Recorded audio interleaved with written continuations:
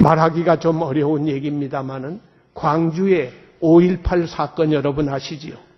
박정희 대통령이 그 당시에 그 집권 말기에 대통령을 간선제도로 했어요.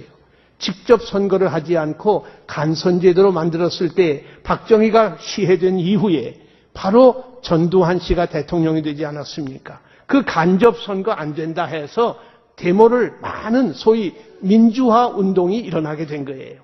그 당시에 광주에서 5.18 사건이 생기지 않았습니까? 많은 군중들이 일어나서 데모를 한 거예요. 그런데 이상한 일이 벌어집니다. 얼마나 무참하게 사람을 우리 국군 공수부대원들이 거기에 배당이 돼서 그때 그 일을 처리했다고 그러는데 정말 그것이 우리나라 국군들이 그렇게 했을까? 우리나라 국군이 그런 짓을 했을까?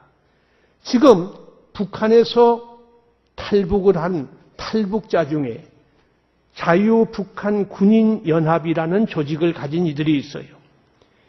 북한에서 군인을 하다가 탈북한 분들이 자유군인연합이라는 조직체를 만들었어요. 그분들이 최근에 양심선언을 했습니다. 무슨 선언을 했는고 하니 5.18 사건 당시에 자기가 여기 북한 인민군으로서 남한에 파견이 돼서 대한민국 국군 복장을 입고 총을 쐈단 말이에요. 그리고 그 당시에 평민복을 입고 대한민국 국군에 향해서 무기고를 탈출해서 총을 쐈다. 그래서 민간인과 국군이 서로 교전을 하도록 만들어 놓고 이 나라를 뒤집어 엎으려고 했다. 그런데 더 놀라운 것은 그 후에 발표된 모든 자료 가운데 그 당시에는 전혀 TV나 뉴스가 없었지요. 그런데 그 뉴스가 없었지만은 나중에 표현된 표현에 의하면 당시에 전기톱으로 얼굴을 자르고 군인들이 어떻게 이렇게 할 수 있는가?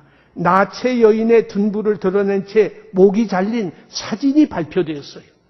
이럴 수가 있을까? 이것이 대한민국 군인들이 자기 백성을 이렇게 할 수 있었을까? 여인의 등 뒤로부터 총을 쏜 흔적이 있는 끔찍한 사진을 발견했습니다.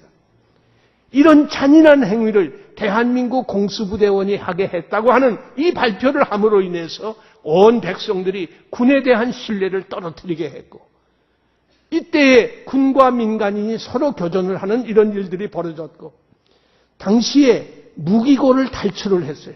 그런데 이 무기를 우리 공수부대원들은 M16을 가졌어요.